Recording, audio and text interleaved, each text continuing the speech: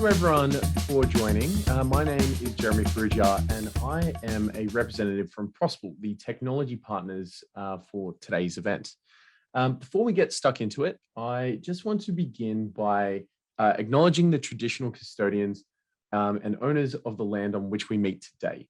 I would like to pay my respects to elders past, present, and emerging. So thank you everyone for joining us. Excitingly, we have a fantastic panel of top firms across Australia in the law industry. And we're lucky enough to be joined by Jackie Owen, who is from the College of Law today, who's going to be running this panel session for the next 40 minutes. So Jackie, I'll leave it to you to then introduce the panelists. Thank you very much, Jeremy, and welcome everyone. I'm coming to you from Brisbane, Queensland, so a big shout out to all the Queenslanders that are on the panel with me. Watching this across Australia, and of course, welcome from every other state as well. So we're really lucky today. We've got a great panel, and I'm really interested to hear from them all. So I'll just introduce everyone. We've first of all got Manpreet Singh. She is the National Manager for Early Careers at Mallesons. So welcome, Manpreet. Thank you very much for joining us. And I'm loving the pink background there. It's really pops. We've also got Alexandra Rose, and she's a partner with Clayton Utz. So welcome, Alexandra. Really glad that you could join us today as well. We've also got Emma Taylor, and Emma is the People and Development Advisor at King and Wood Mallesons. So welcome to the panel today, Emma. And we've also got James Keane as well. He is the Graduate Recruitment Manager with Herbert Smith Freehills. So these are 4 of Australia's leading firms. So we're really, really lucky and grateful for you to share your time with us today. So we've got some questions prepared that we're going to ask all the panel, and then hopefully we'll have some time as well so that some of the students that have joined us online can ask their questions as well. So Manpreet, I might ask the first question to you because you are the furthest on the left for no other reason on my screen. If you could introduce yourself and describe or explain what your firm does in the profession. Thank you. Sure, thanks Jackie. And hi everyone, it's so exciting to be on this panel session this afternoon. I'm Manpreet and I'm the National Manager of the Early Careers team at Mallesons. And I too would like to acknowledge that I'm joining from the lands of the Wurundjeri people of the Kulin Nation, which means I'm joining from Melbourne. So I've been at the firm for about 6 years now, and in my role, I lead the firm's early careers team. So basically the team who run our clerk and graduate recruitment campaigns and campus activity. So this includes things like our clerk and grad recruitment, running of our clerkship programs and graduate induction, as well as paralegal recruitment, and lots of marketing and attraction efforts. So things like joining this session and university events as well, and initiatives that we run separately in-house for students. So in terms of who we are, Mallesons are a leading international law firm. We have offices across Asia and Australia. Our strategic alliance with Linklaters means that we have a global network of opportunities for our people. We're a full-service commercial law firm, and we specialise in handling complex and difficult transactions. We are also one of the largest law firms in Australasia and certainly the oldest Australian law firm, and we turned 200 mid-year this year. So a very exciting year for all of our staff. Wow, 200, that's a big milestone, isn't it? I bet there's lots of celebrations planned. That Absolutely. Sounds very exciting. The College of Law is coming up to 50, so we're a long way behind you. Thank you very much. And Alexandra, I might ask the same question of you. If you could just briefly introduce yourself and describe what your firm does or specialises in. Thank you. Sure. Thanks, Jackie. So I'm Alex Rose. I'm a partner at Clayton Utz. I'm based in Sydney. Our Clayton Utz office in Sydney is on Gadigal land, so we're giving a good spread, I think, from panellists today. It's very wet here, so hopefully others, particularly those in Brisbane, are getting a bit of dry at the moment. Clayton Utz, I think you'll hear from all the firms today. And I certainly remember when I was a summer clerk and grad hopeful, which is more years ago now than I probably care to disclose. But I remember thinking, you go along to all the firms, everyone is a leading Australian law firm on this panel. Everybody does great work. Everybody has solid teamwork and foundation. And ultimately in your career, you've got to make a choice about what the right fit is for you. So Clayton Utz, for me, has been where I've built my career. It's somewhere where for me, it was about being very much who I am, embracing the diversity of people around us. There's a common drive for excellence. There's commonly high expectations. There's people wanting to pitch in a team, but it's got to be the place ultimately where you feel you can bring your whole self to work and stay true to who you are. So that's what I'm about. I think that's what Clayton Utz is about. And I think when you're looking to make your way, you have to make that choice for you about where you're going to best fit. Absolutely. I love that. Being true to yourself is absolutely there's so many different firms and so many different organizations, and it's a great idea to use this time when you're a student to find where you can be your true authentic self, and different firms will and different organizations and different jobs will suit different people. So I love that advice. So thanks very much for that, Alexandra. So I might ask Emma to answer the same question, just to talk about what your firm does and a little bit about yourself as well. Thanks, Emma. Sure. Thanks, Jackie. Hi, everyone. Would also like to acknowledge that I'm also joining from the Gadigal land of the Eora Nation here in Sydney from our Sydney office. It's great to be here today and to chat to you all. My name is Emma Taylor. I am a People and Development Advisor at King & Wood Mallesons. I have a national role supporting all of our clerk and graduate programs. So working very closely with all of our local coordinators and advisors throughout the recruitment and all the way in the lead up to the programs itself and marketing, attraction, the whole lot. A bit about KWM. So we are a top tier international law firm headquartered in Asia. We have around 2,000 lawyers across 30 global locations. And here in Australia alone, we have offices in Sydney, Melbourne, Brisbane, Canberra, and Perth. And at KWM, similar to the other firms on the panel as well, we have a particular focus on clients who have those distinct ambitions and challenges. So here we really want to help our clients and understand their needs, solve their complex problems, and point them in the right direction for the right opportunities. So that's just a bit about KWM and myself. Thanks, Emma. That's really great. And James, if we could hear from you and a little bit about your firm and yourself as well. Thanks, James. Yep, sure. Hi, everyone. I'm James. I'm coming to you from Sydney, so also of the Gadigal people. So I've been here 6.5 years. My role is National Graduate Recruitment Manager. So look after the recruitment and development of all of our clerks and graduates nationally. Across our 4 offices in Australia. In terms of Herbert Smith Freehills, I'm going to sound very similar to everyone else. I guess this is a problem with going last, but we are a leading international law firm. We've got 26 offices headquartered across Australia and London, and about 1,000 lawyers in Australia. Wow, there's a lot of lawyers in your combined groups. So lots of opportunities for the students that are with us today. So thanks for that, James. Okay, well, let's get into some really meaty questions, and obviously happy to take some questions for students later on. But Alexandra, a question for you first, and we'll share this across the panel. What is the most important piece of advice that you would give to students aspiring to work for a firm of this size, of your combined sizes, or mid-tier, or even a boutique firm within the legal profession? So any sort of tips for those heading out into law land shortly? I think you've got to make peace with the idea that you want to be a lawyer. So, that's the first step. Most people come from a university or a student background where you've studied law alongside another degree.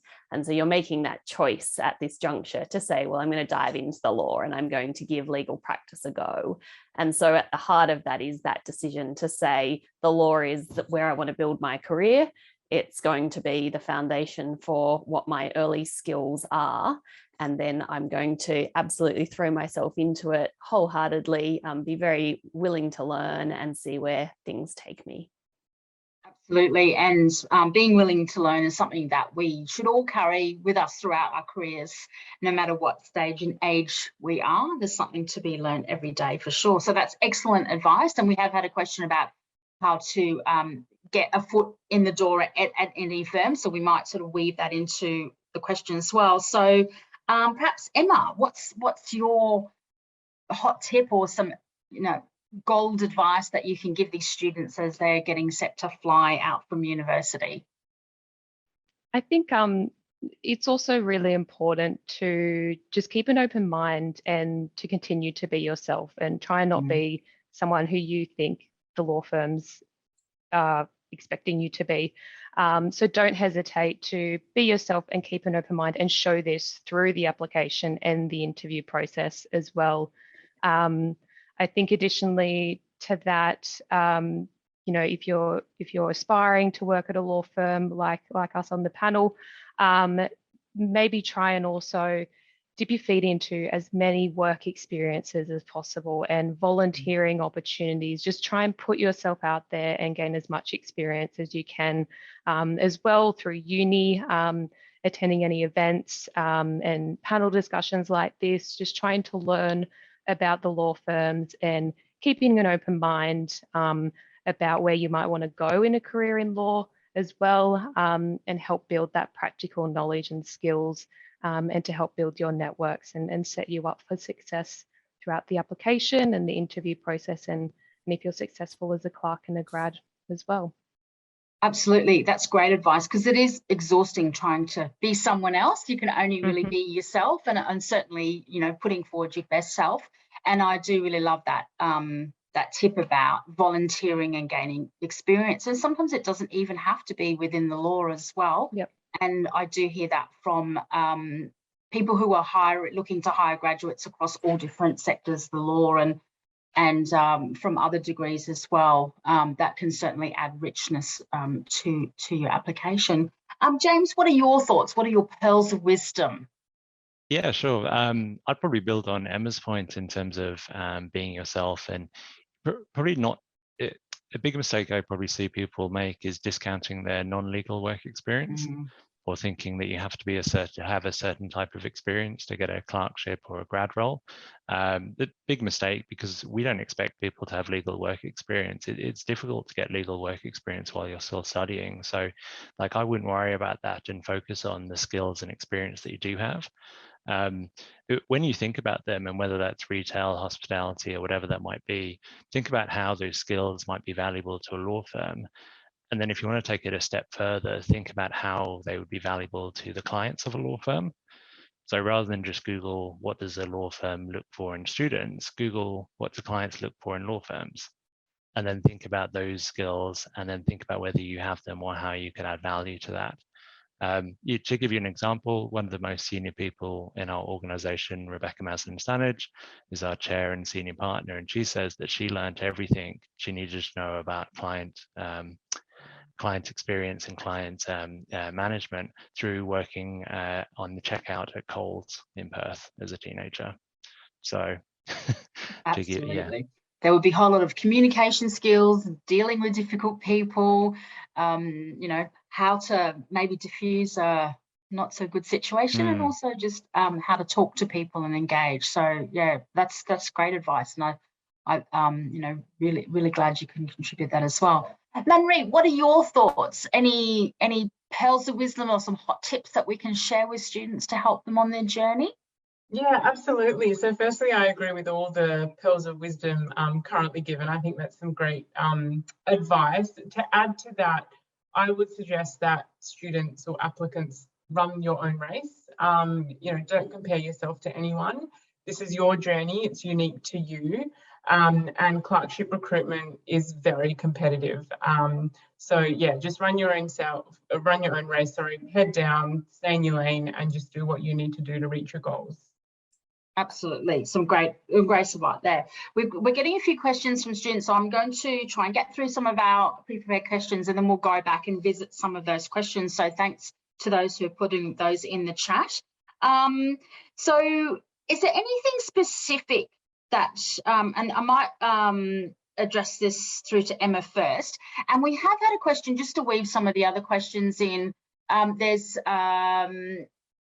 someone asking about students who might be on a student visa as well. So, but the main crux of the question is, what is your firm particularly looking for in an application, and what do students need to show to progress to the next round? Or maybe even what are some of the mistakes, for want of a better word, that they might make that stops them progressing? And then, you know, is there anything that you could, any particular advice you could give to international students as well, or people on a student visa? Yeah, sure. So to start with the first part of that question, around what we're looking for in an application, look, it doesn't come down to one particular thing that we're looking for. We have a fairly inclusive and diverse process in how we review our applications at KWM. We conduct blind CV reviews, so redact all the personal information. Every application is reviewed. We don't have a cutoff.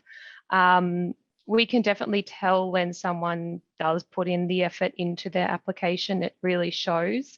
So those that are the most impressive can really demonstrate that they've put in the effort and that they are hardworking and are committed to a career in law.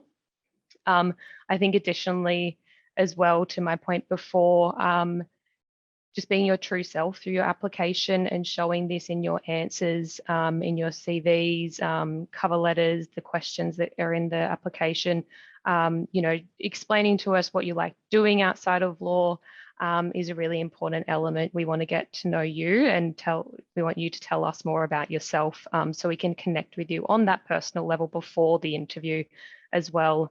So we're not looking for you to provide us with a university assessment answer response throughout the application. You know, it's really meant to be an opportunity for you to show us who you are and also your interest outside of law and experiences outside of law as well.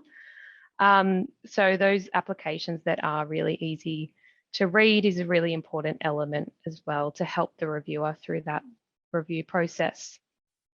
I hope that answered the first part. Yes, no, that's great. What was the other part? The international. Do you take applications from international students or people on a student visa? Yes, we do. So our applications are open to international students.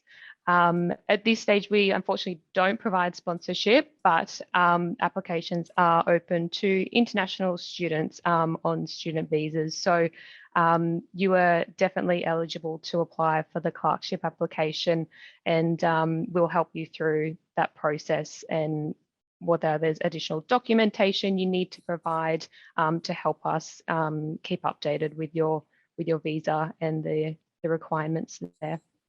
Excellent. Thank you so much. And James, have you got anything that you want to add from the Herbert Smith Freehills point of view?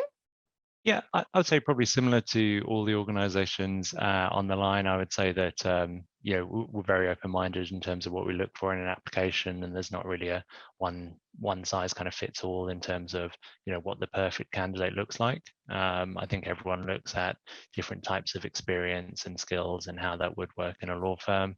I would say in terms of getting through to the next round, something I could touch on would be, you know, making sure that your application is bespoke to that organization. So when you're writing your cover letter, when you're writing your application, like really going in depth in terms of the research into why that particular firm.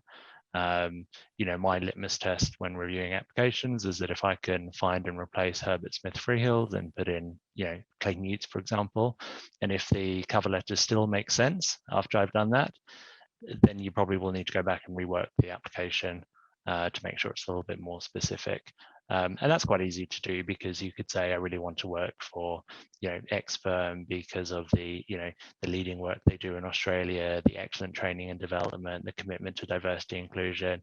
And I pretty much described every firm on the call. So that would be my advice. So maybe looking at particular matters that they've been involved with in particular deals. And that's very easy to do on any of your websites, isn't it?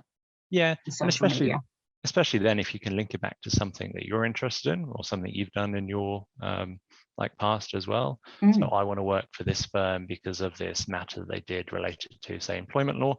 I'm really interested in employment law as demonstrated by this high mark that I got in this employment subject. You put those two together, and then that's like a pretty good framework for building a cover letter. That's a really good tip. Everyone write that down. That's fantastic. Thank you, James. Really appreciate that. And Manpreet, is there anything that you would like to share in terms of what your firm might particularly stand out to you, or stand out to you for the wrong reason as well? Yeah, so in terms of standing out to Alan's, very much the same as what Emma and James have already covered, but just to add to that, I encourage students to show a genuine interest in commercial law, and that kind of goes to James's point around, talking about a matter, for example, and aligning that with their own interests. I think that's really important. It's great to talk about all the other stuff the firm does and why they're so great and how that aligns with the applicant's values and goals, but showing a bit of that commerciality, noting that we don't expect you to have all the answers, and we certainly don't expect that legal experience, but drawing parallels with your experiences so far and your interests and what you've learned to translate to the firm that you're applying for is important. That's some good points. And Kevin on the chats has sort of asked, you've answered his question. Well, hope you have, Kevin.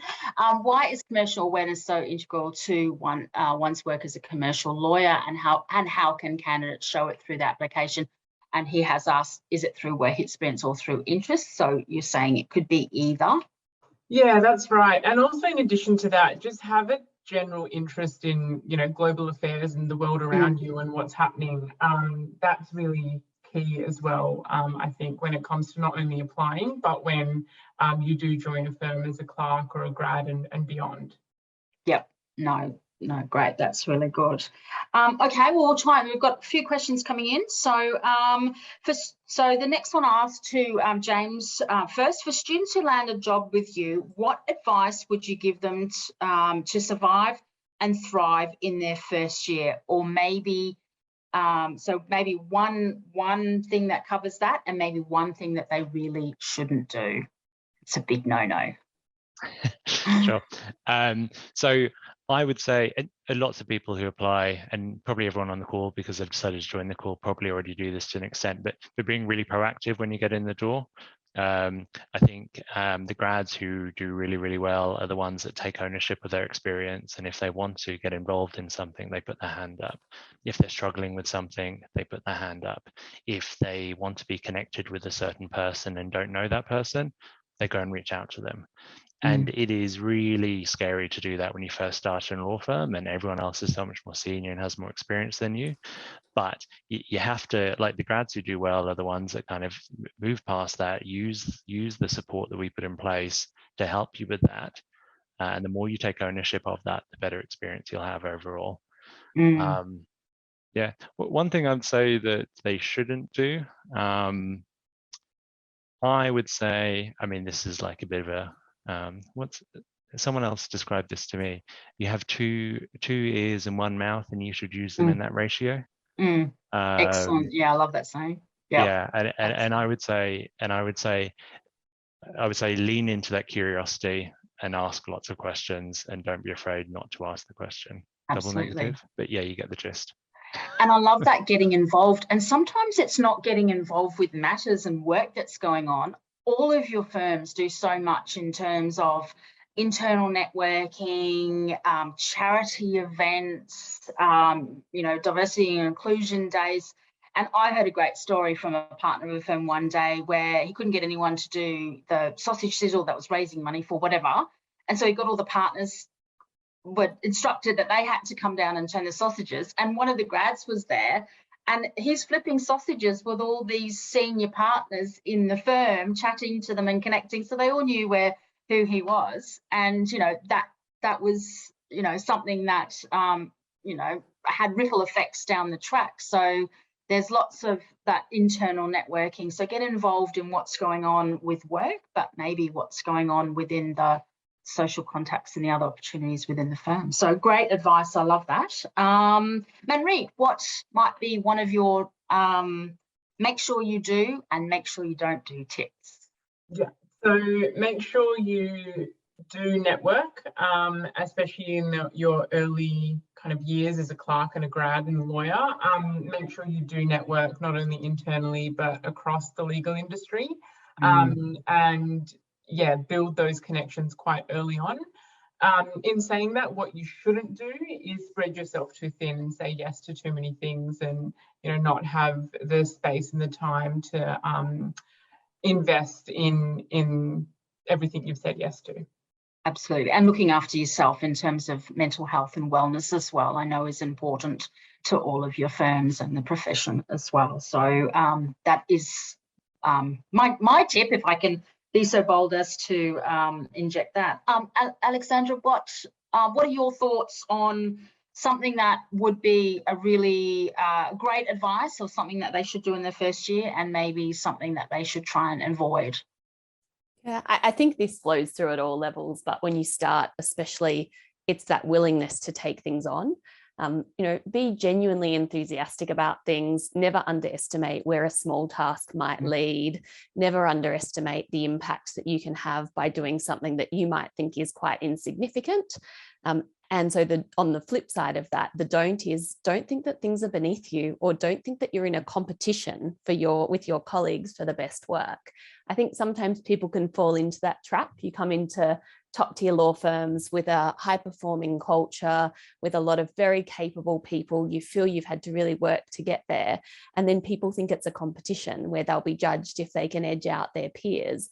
Nothing could be further from the truth, in the sense that if you're seen to do that, that's not the culture that we're looking for. That's not what teamwork is about. It's about succeeding and succeeding together.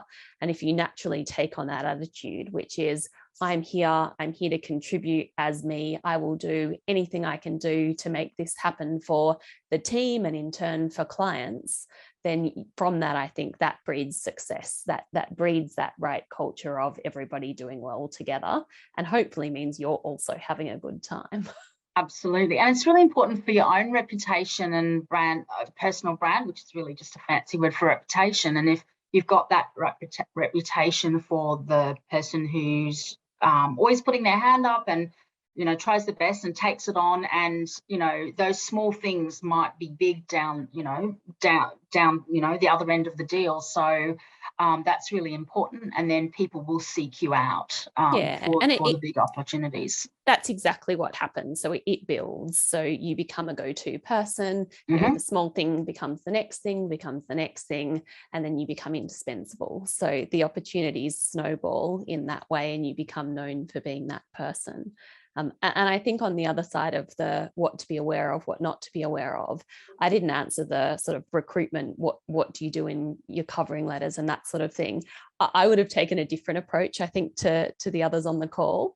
I think when you go and you do that formulaic research, so I agree wholeheartedly with James, if you can find and replace one firm's name for the other in the covering email, you've got a problem. And I'll readily confess that a long time ago, when I was applying for summer clerkships, I left it late, and I did do a version of that.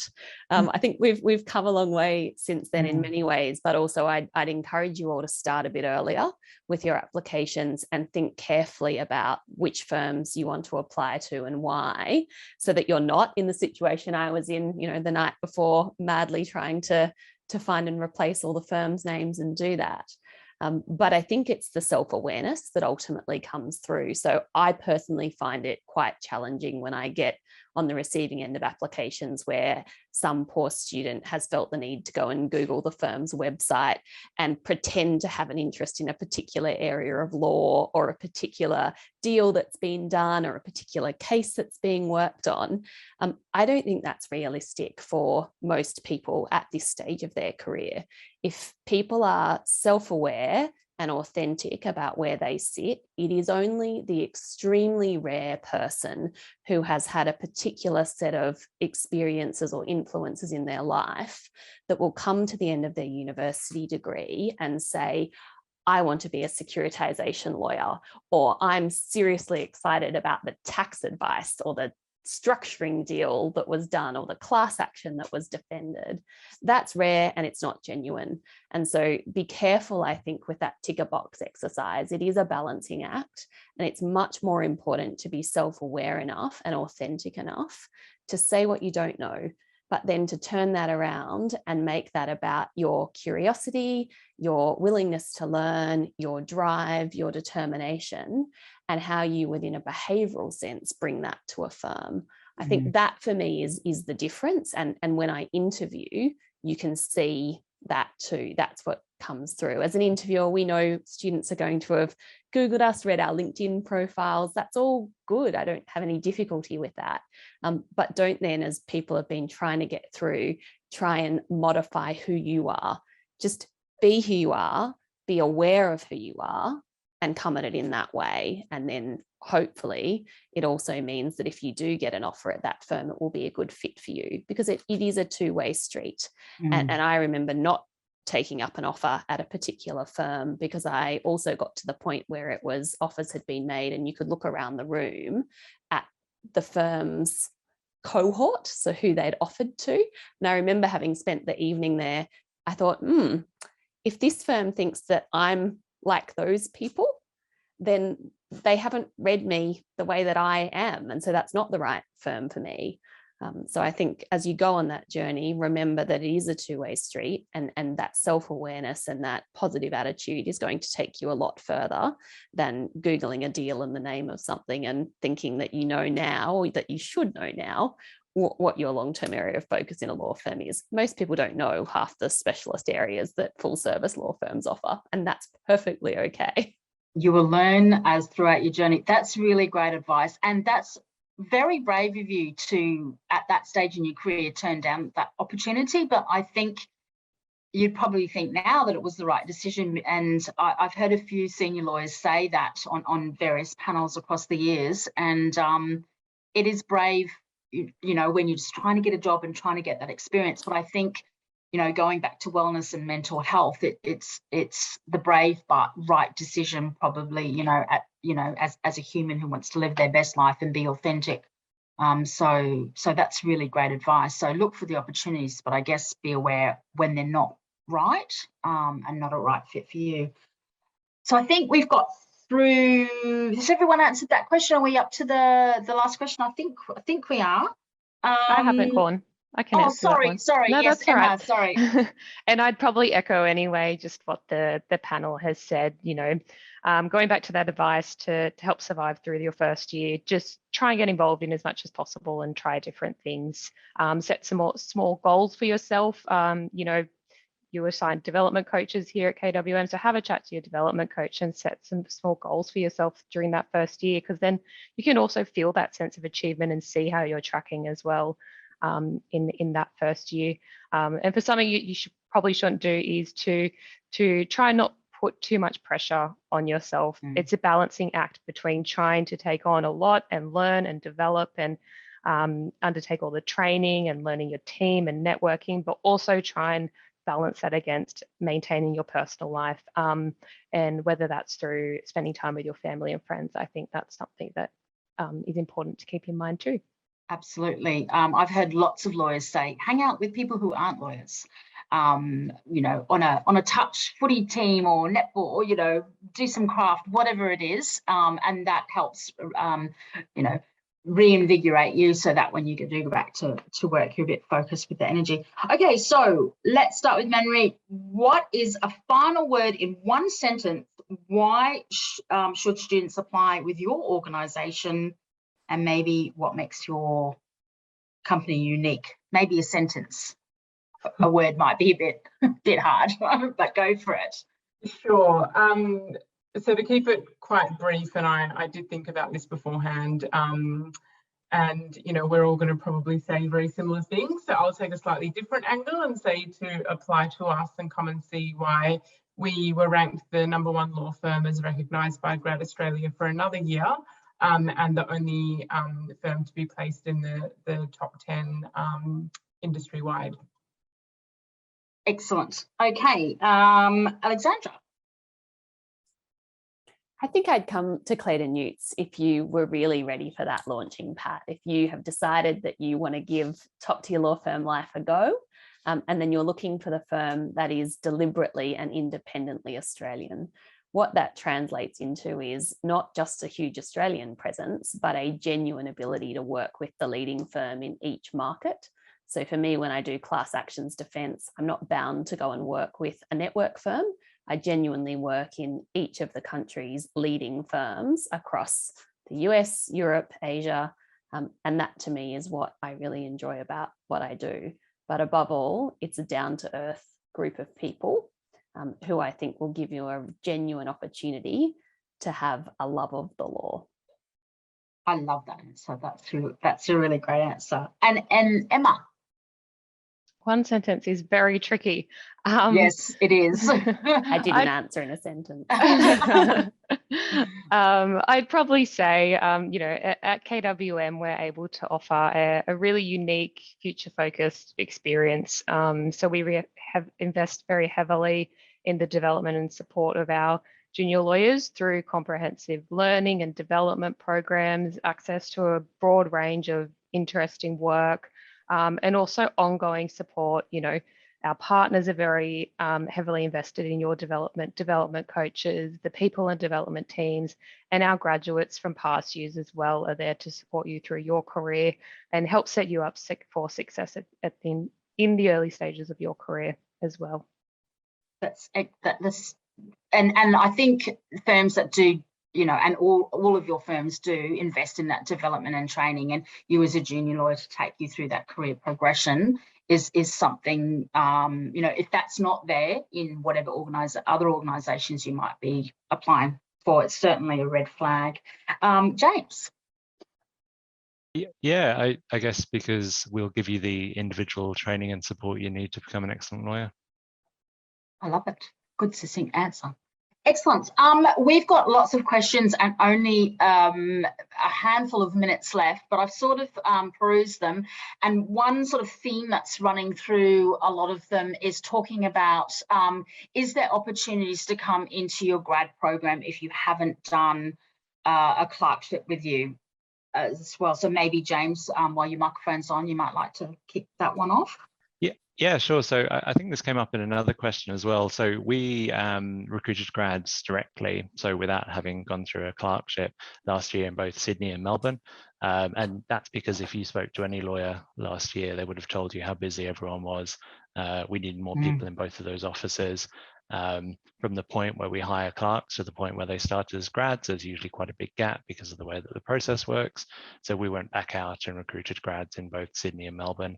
I don't know whether we'll do that again this year, but there is a good chance that if we stay this busy, we probably will.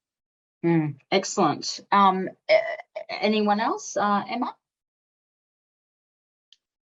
Similar to James, we've gone out a couple of times, particularly in Sydney, just because it is so busy, and there is that big time period between clerkship and graduate roles as well, and sometimes deferrals come through as well. So with the market at the moment, it's just really crazy. So yeah, that's the main reason why we went out to recruit the off-cycle Sydney graduate group. Someone's made sorry, I don't know, it's an anonymous attendee, so I can't tell you who the person is, but there was a few firms in Melbourne last year that this person noticed that went back out to market to find more graduates, and they were wondering if it was a particular reason. So that would be, do you think, guys, for the whole panel across the board, the legal profession has been, so, there's an explosion of work, and that's why there was an initial pool recruited, and then, oh no, we need another, X amount of grads Yeah. to keep that pipeline coming through? Yeah, I think it's partly Yeah. that. And for my personal view is, I think we should, as an industry, certainly as Clayton Utz, look to be doing grad recruitment that's not exclusively through a summer clerk channel, because there's all sorts of reasons why, if you're a student, you might not fit within the summer clerkship rubric, because there are some quite strict rules for how that works. And so we have always maintained an open mind about finding exceptional candidates who, for one reason or another, don't come in through a traditional summer clerk program. That to me is personally important. I think someone might have a personal life event. They might have, a broader set of drivers. They might make a change for all sorts of reasons in what they're sort of aspiring for in their early career, and we need to respond to that. But there were certainly some market pressures. COVID had the flow-on effect. So this is sort of the other side of the COVID coin, where some people or some firms were perhaps a little more conservative. But for me, it's about, I think ultimately you want the right mix of people starting their career at your firm. And so it doesn't have to be, although it is still overwhelmingly the summer clerk channel that leads to graduates. It shouldn't be and isn't the only channel. That's good. Manrit, do you have anything to add to that discussion? No, nothing to add. I think the other panelists have covered it. Excellent. Thank you for that. And I'm really sorry to all the students that are asking excellent questions. And unfortunately, we have run out of time. But hopefully the information we've given has answered a majority of those questions. So I'd really like to thank James and Alexandra and Manri and Emma for joining us today. It's been an absolute pleasure. And we could continue this conversation for another 2 hours, but unfortunately, that's not possible. And we really do appreciate you sharing your time with us this afternoon. So on behalf of all the students online, a big thank you from Prospal and the College of Law and for all the students. So thank you.